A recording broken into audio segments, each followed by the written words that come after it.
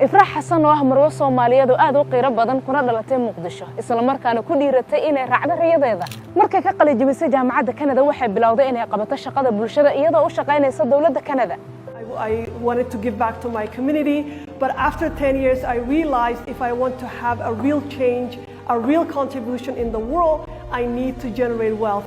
waxay ka tagtay shaqadeedii dawladeed si ay u hesho fursad cusub.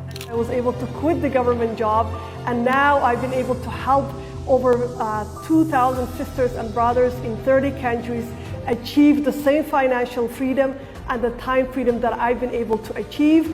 Ifraax waxay daafurtay hab ay ku samayso isbeddelka awoodsiinta dadka kale iyada oo la sameynaysa hanti. Tani waa muhiim sababtoo ah markaan guuleysano waxaan u baahannahay inaan si fiican u sameyno kuwa nagu wareegsan. Like and follow si aad wax badan u hesho.